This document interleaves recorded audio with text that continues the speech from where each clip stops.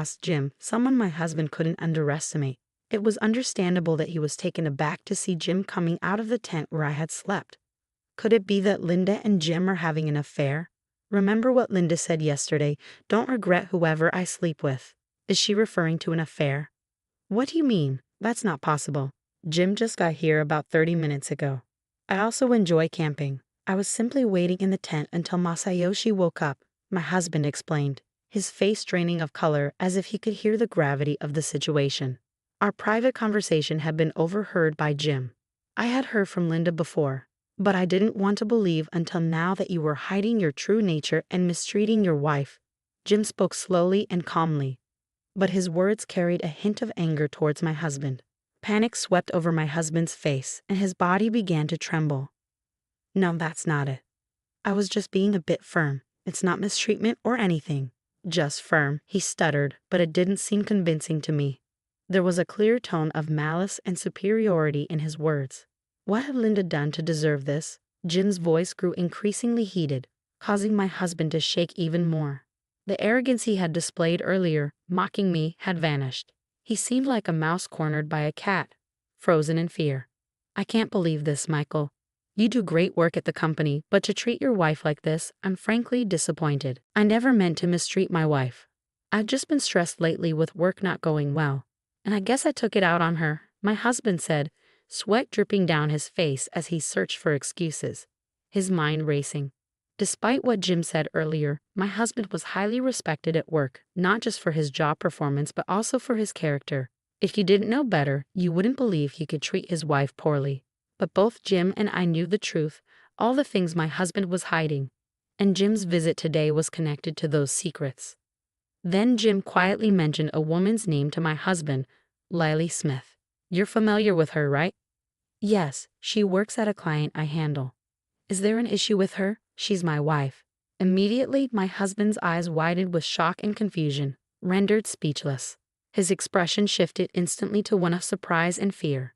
Jim stared at my husband with a cold gaze. Gathering his courage, my husband began to speak hesitantly. Lily is Jim's wife. But that can't be, you have different last names. Lily uses her maiden name at work. It's easier for everyone if she's referred to by the name they know. Many women at her workplace do the same. I didn't know anything, and I've made a terrible mistake. In truth, my husband was having an affair with Lily Shimamoto, unaware that she was his boss's wife. Jim had come today to address the affair.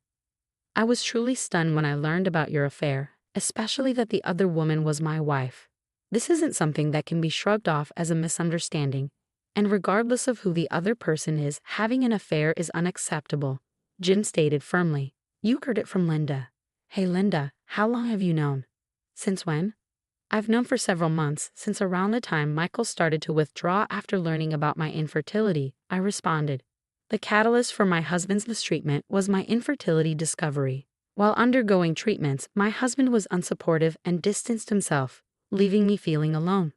One day, when he claimed he was on a business trip, I accidentally witnessed him leaving for a romantic getaway.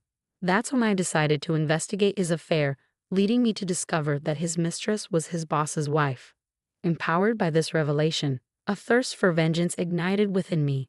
Then my husband floated the idea of purchasing a house in the countryside. His proposal became the catalyst for propelling forward my revenge scheme. I closely monitored his actions and meticulously crafted my plan for retribution, which led to the current circumstances.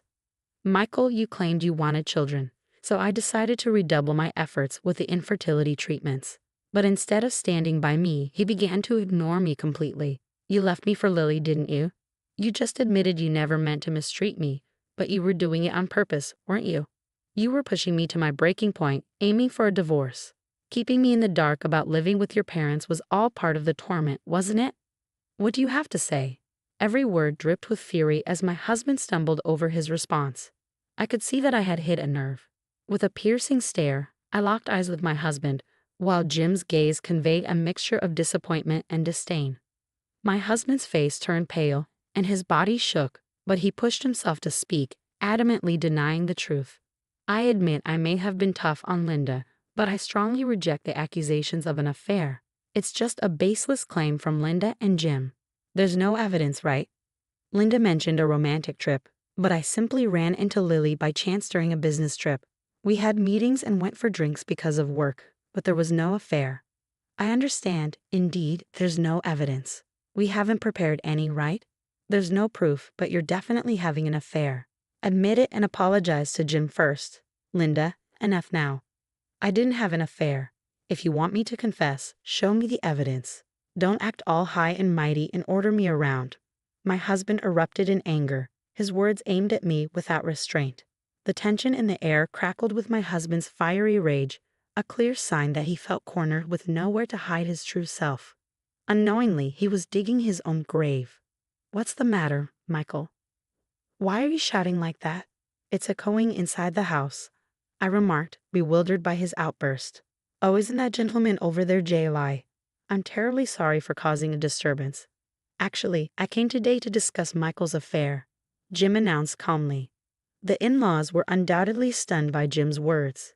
They stood frozen, mouths open in disbelief, as a heavy silence settled over the scene. After a tense 10 seconds, Michael's father-in-law cautiously spoke up. Is it true about the affair, Michael? I find it hard to believe Jim would joke about something like this. Can you explain so we can understand? Dad, it's not true. I'm innocent. Jim is just assuming I'm guilty without any evidence. I swear I haven't done anything like that. You can trust me. Linda, what's happening? I don't understand anything, Mother, Michael protested. I'm sorry to have startled you, but what Jim is saying is true. Michael has been having an affair, and the other woman is Jim's wife. Now, I will prove it, I stated firmly. With that, I pointed to a specific spot. Michael and the in-laws followed my gaze, but all they saw was the tent in the yard. Confusion etched their faces, but they were about to witness something shocking.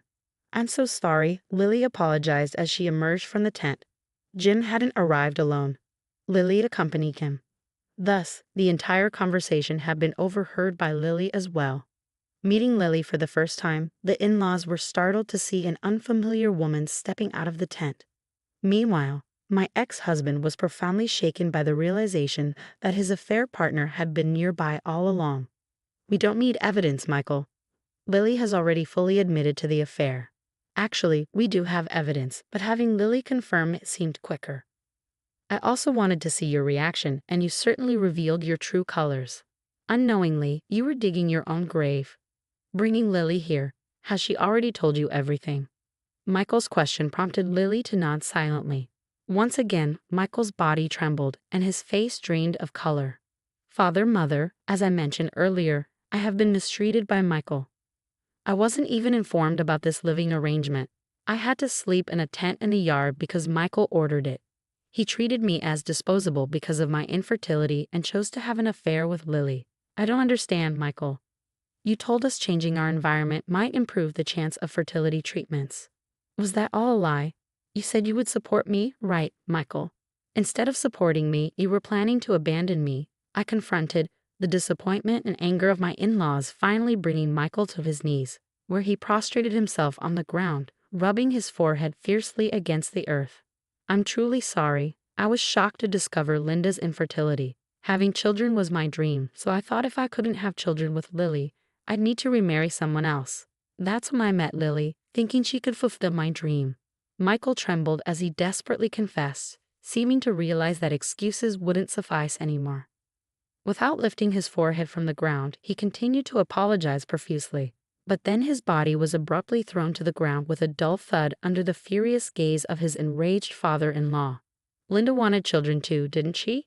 Have you ever considered her feelings? Being unable to conceive, do you think of your wife as property to be discarded when no longer needed? What do you say, Michael? Answer me. My father-in-law's usual gentleness replaced by a rage I had never seen before. Yet his face betrayed a profound sadness. It was unthinkable that his beloved son could commit such inhumane acts behind the scenes and still attempt to justify them. I've never been a parent, but the thought of my own child doing such things would tear me apart, my father-in-law expressed with anguish as Michael lay on the ground. His mother approached with a similarly pained expression. Michael, I'm going to divorce you and claim alimony for the mental anguish you've caused, she declared, presenting the already filled-out divorce papers. Michael, still prostrate, took them. However, in a shocking turn, he retorted, Dad's right. A wife is just property to me, disposable when no longer needed. Clearly, it's all Linda's fault. Had I known about her infertility, I wouldn't have married her. Discovering after marriage feels like a fraud. What alimony? You, the infertile one, should be paying. Don't you dare. My father-in-law grabbed Michael by the collar again, ready to confront him physically, but I stepped in. Linda, why stop? Are you planning to forgive Michael? He questioned. No, father. I will never forgive Michael. But I won't let you harm yourself over him. He's not even worth hitting now. Please let me handle this, I calmly responded, leading my father-in-law to slowly release Michael's collar. After taking a deep breath, I pulled out a piece of paper and addressed Michael. So everything is my fault because I'm infertile, and you're the victim, right? Michael was left speechless as I handed him the paper, which contained results he had never anticipated. Me, infertile? I can't produce children. It turned out the cause of infertility wasn't solely mine but also Michael's. I had requested him to provide a sample for testing, knowing that infertility isn't always due to the woman. The results diagnosed Michael with azoospermia. While there might be a chance for recovery with treatment, it seemed challenging. I had intended to inform Michael, but he was too preoccupied with his affair to engage in a proper conversation with me. Ironically, now was the first time we truly confronted each other after so long. I don't believe this. Is this some kind of setup by Linda? Trying to frame me? It won't work. Michael protested. It doesn't matter if you don't believe it. You'll eventually come to understand. My only desire is to sever ties with Michael and ensure he faces the consequences he deserves. Now, sign the divorce papers quickly, I urged. Are you serious? With that tone, it's gotta be a lie. Tell me it's a lie. Michael repeatedly reviewed the test results, his head in his hands. Jim, the in-laws, and I could only sigh deeply at his state. Lily appeared to be filled with regret as well. Leaving Michael behind, we stepped away from the new house, and Jim and his wife returned home to discuss further. The in-laws then apologized to me, expressing their regret. We might not have been aware, but we failed to see the pain Linda was going through. We don't expect forgiveness, but this is how we feel. We will do whatever we can for you. Even if you divorce Michael, we will always be on your side and ensure he takes responsibility. Just wait and see. There was no need for you to apologize. I was at fault too for not speaking up sooner and allowing myself to be pushed around. Plus, I almost caused you both a lot of trouble because of me. Actually here, I decided to reveal a fact I had kept hidden from my in-laws. I confessed, surprising them. But they chuckled at my thorough preparation, murmuring, "It's all Michael's doing." After finalizing the divorce with my husband, I returned to my parents' home. It didn't take long before I received frantic calls from my ex-husband. Linda, what's happening? This is all you're doing, isn't it? Answer me. His voice left no room for negotiation. Even over the phone, I could sense his sheer desperation. Suppressing a laugh, I decided to reveal the truth. Why so panicked? I don't know much except maybe that the new house you bought is defective. Hey, stop joking around. I just realized it's uninhabitable because I've been too frantic to notice. What are you going to do about this? I'm not doing anything. You pushed the house hunting onto me, so I just followed your orders. You were the one who made the final decision to buy her, right? Is there a problem? The decision to purchase the house with a yard was solely made by my husband, yet he dumped the entire search on me. At that point, I had already considered revenge, leading to my strategy of making him live in a defective house. You can check online for signs of a defective house, like uneven floors, ceiling checks, and door and window operations. I created a checklist and went to the viewings, choosing the property with the most issues. My ex-husband's reaction confirmed that my plan had indeed worked. The only miscalculation was his secret plan to live with my in-laws, which could have caused them great trouble. Thankfully, they now live peacefully elsewhere, away from him. Linda, help me out. I can't afford to move with the alimony payments and I've lost my job. There's also the fertility treatment. I truly regret everything. I shouldn't have cheated. I should have valued you more. So you only realized you were wrong after finding out you're infertile? Well, that's good for you. You should reflect on your regrets and start over. Good luck living alone. Wait. Weren't we married? Don't abandon me, please. Listen to me. His self-centered remarks nearly drove me to explode with anger. Done with him, I found any further interaction merely troublesome. Yet, I had to make my point clear. A wife is not property to be discarded when no longer needed, Michael. You said that, remember? Let me reiterate, you are no longer needed in my life. You're expendable. Live with your regrets forever. Goodbye. I could still hear his voice through the phone, but I hung up without a second thought and blocked the number. He probably learned the hard way that some actions are irreversible. As for me, I started a blog and created videos about camping, enjoying a side income while engaging in my hobby. Jim, now divorced, had more free time and occasionally joined me for camping trips or helped with my video projects. I'm truly grateful that Jim and my in-laws stood by me. When I expressed my gratitude, Jim said, "Ignoring such a wonderful woman like you, Michael, really baffled me. If you ever need help, feel free to reach out." Perhaps due to my vulnerable state, my heart skipped a beat. But it wasn't until years later that I realized this flutter was real. Yes, Jim and I ended up getting married. But that's a story for another time.